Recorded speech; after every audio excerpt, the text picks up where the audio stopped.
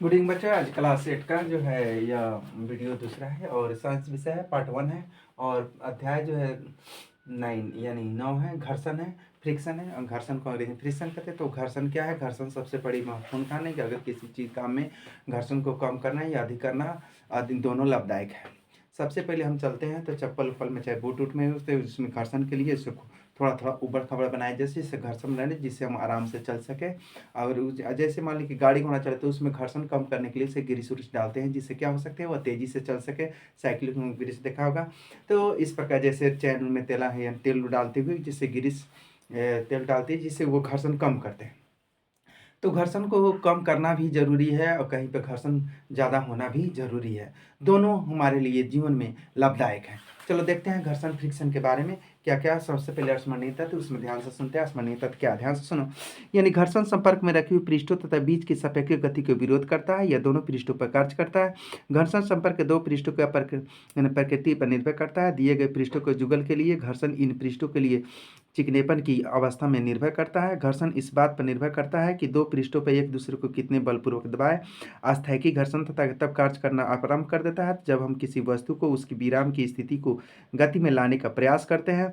सर्पी घर्षण तब कार्य करना आरंभ कर देता है जब कोई वस्तु किसी अन्य वस्तु पर सर्पी गति करता है तथा सर्पी अस्थैतिक घर्षण तथा घर्षण से कम कम होता है तथा घर्षण हमारे बहुत से क्रियाकलापों के लिए महत्वपूर्ण होता है। किसी पृष्ठ को रुक्ष यानी बनाकर घर्षण बढ़ाया जा सकता है तथा जूतों की तली तथा वाहनों की टायर घर्षण बढ़ाने के लिए भी यानी खांचेदार बनाए जाते हैं। कभी कभी घर्षण अवांछनीय भी होता है। अस्नेहक यानी स्नेहक मैंने ग्रीस स्नेहक लगाकर घर्षण बल को कम किया जा सकता है। जब कोई वस्तु किसी अन्य वस्तु पर लोटन करती है तो उसे लोटनी घर्षण कार्य करना प्रारंभ करता है। लोटनी घर्षण सर्पी घर्षण की अपेक्षा कम होता है तथा कई मशीनों में यानी बॉल बेयरिंग का उपयोग करके घर्षण को कम किया जाता है तथा तरल के में गति करने के लिए वस्तुओं को उचित आकृति प्रदान करने के लिए घर्षण बल को कम किया जा सकता है। इसलिए हमारे जीवन में बहुत से महत्वपूर्ण है। अगर घर्षण अगर मान लीजिए कि अगर घर्षण कहीं पर कम किया जाता है कहीं पर अधिक किया जाता है जिससे मेरा बैलेंस बना है। मान लीजिए कि गाड़ी घोड़ा में अगर घर्षण देखो टायर में, देखो गाड़ी घोड़ा में जो बॉल बेरिंग जिसमें लगा रहता है टायर भीतर, तो उसमें जो घर्षण कम किया जाता है और उसके देखो टायर के ऊपर जो है घर्षण ज़्यादा किया जाता है। तो देखो दोनों ही स्थिति में लगाया जाता है हमारे। तो ऐसे घर्षण रहना हमारे, अगर घर्षण नहीं रहते जैसे मान लीजिए कि जैसे बरसात के दिनों में देखता है कि गोड़ पिछल जाता है तो वहाँ पर घर्षण थोड़ा सा भी अगर पिछली रहता है तो वहाँ पर घर्षण मेरा काम नहीं करता। तो इसलिए घर्षण रहना भी जरूरी है, नहीं तो हम गिर से चल भी सकते हैं। जैसे मान लीजिए कि कोई भी अगर संगमरमर पर चलते हैं तो अगर घर्षण उसमें नहीं, चप्पल अगर बूट वूट का नहीं रहेगा, चप्पल थोड़ा सा भी रहेगा तो उस पर गोड़ मेरा चल सकता है, गिर भी सकते हैं। तो इसलिए घर्षण रहना हमारे जीवन में बहुत लाभदायक भी है। तो घर्षण यानी कि कहीं पर करना भी जरूरी है, कहीं पर अधिक भी करना जरूरी है। चलो देखते हैं इसमें फर्स्ट पाठ्य पुस्तक का प्रश्न क्या है, ध्यान से सुनो। प्रश्न कि क्या हम पृष्ठों पर पॉलिश करके अथवा अधिक मात्रा में स्नेह का पदार्थों का उपयोग करके घर्षण को घटाकर शून्य कर सकते हैं। देखो ध्यान से, तो नहीं, घर्षण को शून्य नहीं किया जा सकता। कोई भी पृष्ठ पॉलिश द्वारा तथा अधिक मात्रा में स्नेहक पदार्थों द्वारा उपयोग पूर्ण रूप से चिकनापन नहीं हो सकता, उसमें कुछ अनियमितताएं भी अवश्य होती है। आगे नेक्स्ट, रिक्त स्थानों पे कुछ रिक्त स्थानों पर घर्षण एक दूसरे को संपर्क में रखी दो वस्तु के बीच क्या करता है, यानी गति करता है। यानी घर्षण के एक दूसरे को संपर्क में रखी दो वस्तु के पृष्ठों के बीच क्या करता है, गति का विरोध करता है। किसका विरोध करता है, यानी गति का विरोध करता है एक दूसरे को, यानी कि गति का विरोध करता है। दूसरा नंबर में घर्षण पृष्ठों के खाली स्थान पर निर्भर करता है। तो घर्षण कौन चीज पर निर्भर करता है, तो सबसे पहले यानी चिकनापन पर क्या पर निर्भर करता है, यानी कैसा वस्तु किस तरह स्थल है वो चिकनेपन पर निर्भर करता है। किस पर निर्भर करती है, घर्षण से खाली स्थान उत्पन्न होती है।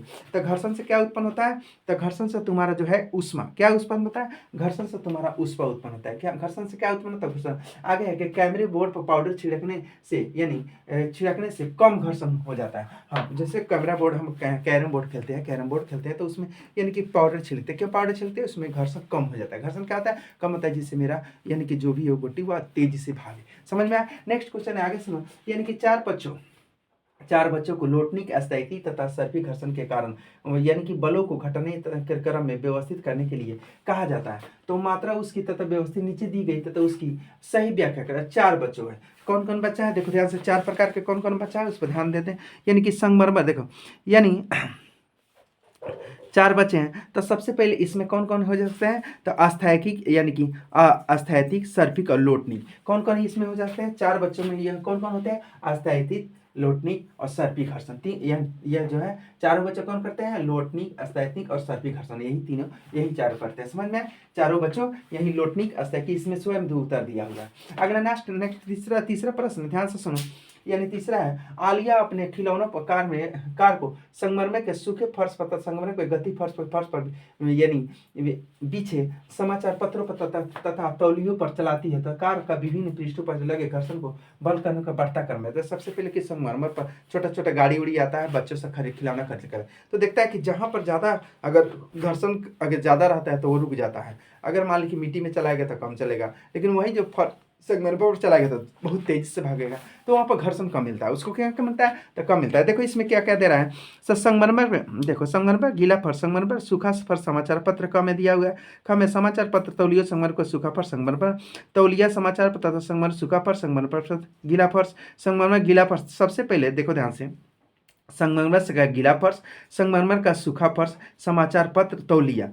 तो इसमें मुख्य रूप से तीन शब्द है। पृष्ठों के तले घर्षण बल का कम बढ़ाता है, क्या करता है? संगमरमर के गीला कर दो, यानी कि घर्षण बल क्या करता है, और उसके बाद संगमरमर का फर्श सुखा कर और समाचार पत्र और तौलिया। तो इस प्रकार हम यानी कि विभिन्न पृष्ठों पर घर्षण बल को यानी बढ़ता क्रम होगा। क्या क्या होगा? यानी बढ़ता क्रम, बढ़ते क्रम में लिखेंगे। कैसे लिखेंगे?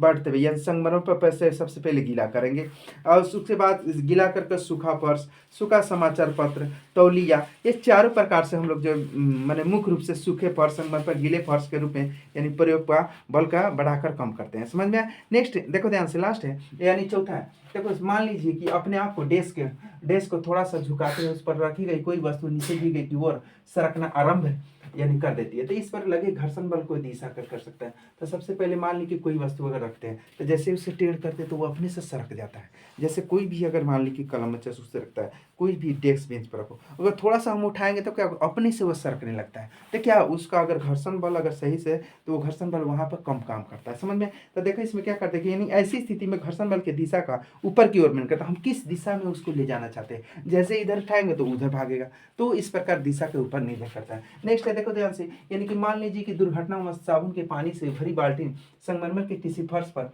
उलट जाए, तो इस गीले फर्श पर आपके लिए तथा चलना आसान होगा या कठिन? अपने उत्तर को सबसे पहले फर्श पर यानी संगमरमर देखता है, यानी टाइल्स। संगमरमर का मतलब क्या होता है? टाइल्स, जो घरों में लगता है।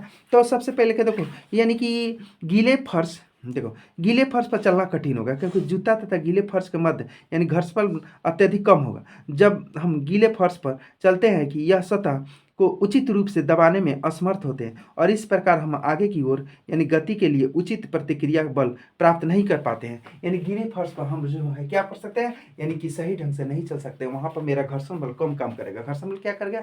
कम काम करेगा। हम चलेंगे सही से, वो सही से किसी प्रकार के यानी हम बहुत धीरे धीरे वहाँ जैसा सूखा रहेगा वहाँ तेजी में चल सकते हैं। तो इस प्रकार हमको हमारे चप्पल में चाहे जो में सोल में लगे रहते हैं, वो घर्षण बल एक दूसरे को मैंने गति का काम करते हैं। समझ में बच्चों? तो इस प्रकार अगला जो इसमें बाकी रहेगा नेक्स्ट वीडियो में। थैंक यू बच्चों।